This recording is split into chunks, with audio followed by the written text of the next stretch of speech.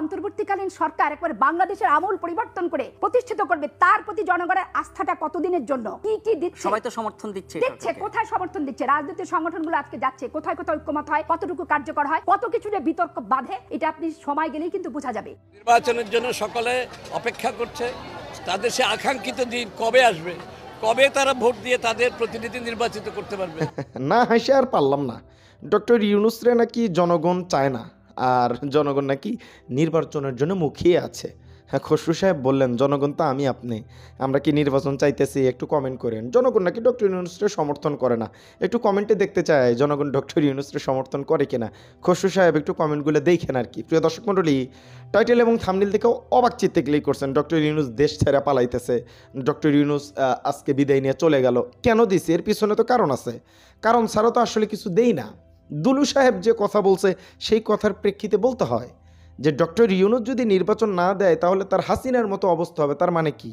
হাসিনা আপা যেমন পালাইছে, ডক্টর ইউনূসরেও পালাতে বাধ্য করবেন, নির্বাচনের জন্য মাঠে নামবেন। জনগণ এখন একটা বাক্যে বিশ্বাস করতেছে, এতদিন সরকার নামানোর আন্দোলন ছিল, এবার সরকারকে টিকিয়ে রাখার আন্দোলন তারা করবে। অথচ অবশ্য কথাবার্তা বলতে গেলে একটু ভয় লাগতেছে, বুঝছেন? বলবেন ওহাব ভাই কেন? একটু অফ টপিকে আলোচনা হইতেছে, কিন্তু জানা দরকার। পিনাকি ভট্টাচার্য একটা পোস্ট করছে, সেখানে একজন ব্যক্তি খালেদা জিয়াকে নিয়ে একটা মন্তব্য করছে। এখন মন্তব্যটা কি করছে সেটা সেখানে লেখে নাই বিধায় আমি আপনাদেরকে বলতে পারলাম না। এজন্য তার বিরুদ্ধে মামলা হয়েছে, তাকে গ্রেফতার করছে। তো বাক স্বাধীনতা ফিরিয়ে পাওয়ার পরেও গঠনমূলক সমালোচনা করা হয়তো কঠিন হয়ে পড়তেছে সামনের দিকে। তো কথাবার্তা একটু সাবধান মোতাবেক বলতে হবে, বুঝছেন? এই তো হলো অবস্থা। তো প্রিয় দর্শক মণ্ডলী, এই জন্যই টাইটেল থাম্বনেলে দিয়েছে আর কি, বুঝছেন? মিথ্যা কথা লেখি নাই, বুঝছেন? আজকে গুরুত্বপূর্ণ কয়েকটি প্রতিবেদন আপনাদেরকে দেখাবো। অনুরোধ এতটুকুই, পরিপূর্ণ ভিডিওটি দেখবেন এবং ভিডিওটি শেয়ার করবেন, যাতে করে দেশের মানুষ দেশের অভ্যন্তরীণ বিষয়গুলো সত্যতা জানতে পারে। কারণ সামনে নির্বাচন, সব বিষয়ে আমাদের চৌকান্না থাকতে হবে। চলেন প্রতিবেদনটি একাধারে দেখতে থেকে তার আগে চ্যানেলে যারা নতুন আসছেন দয়া করে চ্যানেলটি সাবস্ক্রাইব করে দেবেন। ডক্টর ইউনূসকে যারা সমর্থন করেন তারা ভিডিওতে একটা লাইক করবেন। চলেন প্রতিবেদনটি শুরু করছি।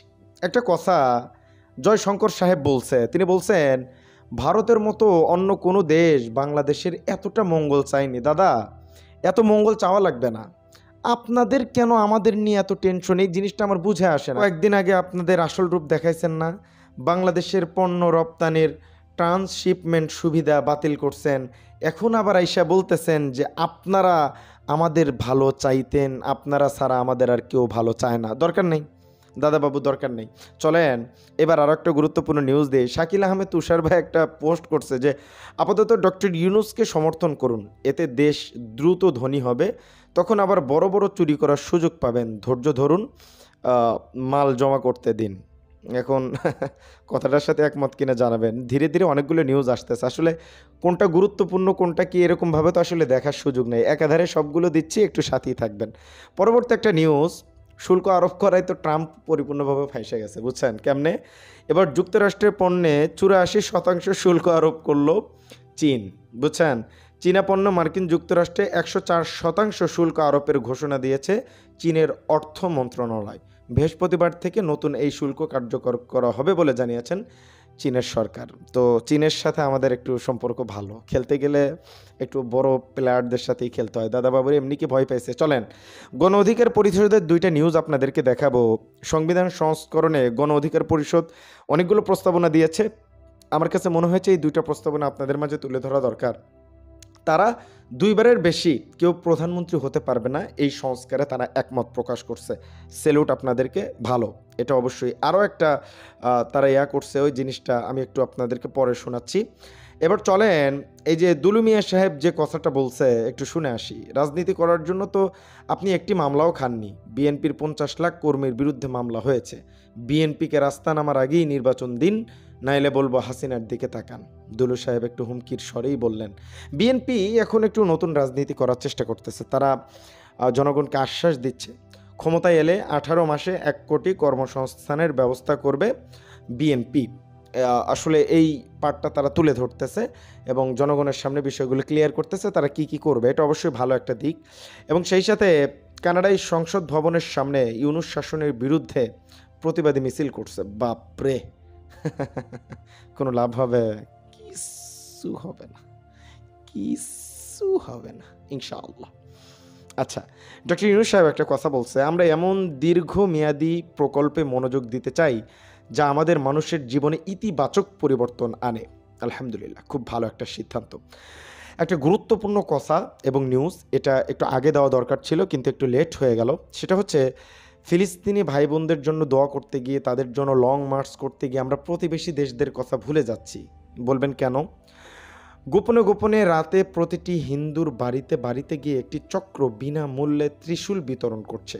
ঠিক কোন উদ্দেশ্যকে সামনে নিয়ে তারা এমন কাজ করছে তা এখনও অজানা। এটা দি বাঙ্গাল নিউজ এটা প্রতিবেদন করছে।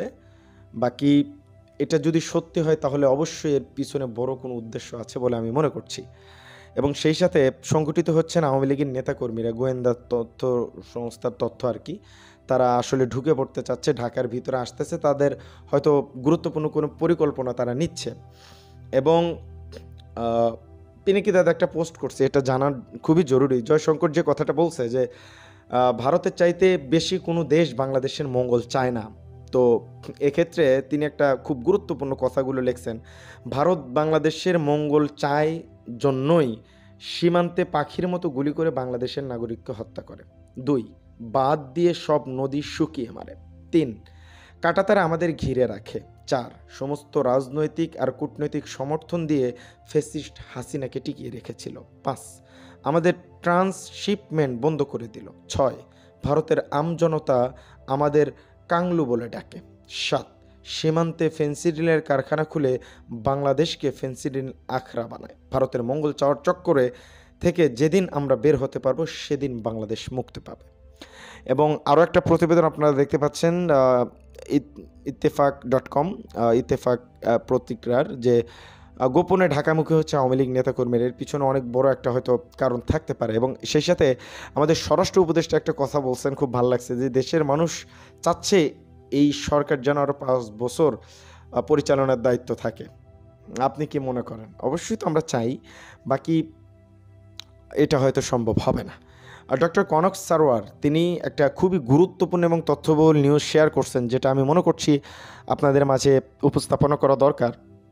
একটি বিশেষ ঘোষণা, বাংলাদেশের 300 নির্বাচনী আসনে পতিত পালাতক আওয়ামী লীগের নেতাকর্মী সমর্থক যে কোনো পর্যায়ে সুবিধাভোগী ব্যবসায়ী, আমলা, পুলিশ, সেনা কর্মকর্তা, শিক্ষক, অন্যান্য কেউ যদি অন্য কোনো রাজনৈতিক দলে যোগ দিয়ে বা নেতার আশীর্বাদ নিয়ে নির্বাচনে অংশ নেওয়ার মহড়া শুরু করে বা স্বতন্ত্র প্রার্থী হওয়ার চেষ্টা করে, তাহলে অনুগ্রহ করে এই মেইলে বিস্তারিত তথ্য প্রমাণ সহ জানান। জুলাইয়ের বিপ্লবের পর অতীতের রাজনৈতিক ধারা বা টাকাওয়ালাদের পুনর্বাসন করা বা সব আমলেই সুবিধাভোগী ধারার অবসান হতে হবে। পাশাপাশি একবার এমপি ছিলেন এমন ব্যক্তির স্ত্রী, পুত্র, কন্যা, ভাই, বোন, শালা, দুলাভাই ছাড়া কেউ আর নির্বাচনের যোগ্যতা রাখে না, এমন ধারারও অবসান চাই।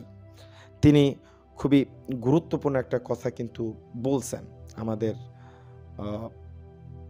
কি বলে কনক সারোয়ার ভাই। এবং সেই সাথে যেভাবে কথা বলা হচ্ছে তাতে তো মনে হচ্ছে যে ডক্টর ইউনূসরে দেশ থেকে তাড়িয়ে দিতে পারলে আসলে তারা খুব বেশি শান্তি পাইতো আর কি, বুঝছেন। দুলু সাহেব যেভাবে কথা বলতেছে তাতে তো তাই মনে হয় যে শেখ হাসিনার মতো অবস্থা হবে। শেখ হাসিনার মতো অবস্থা, কি বলবো,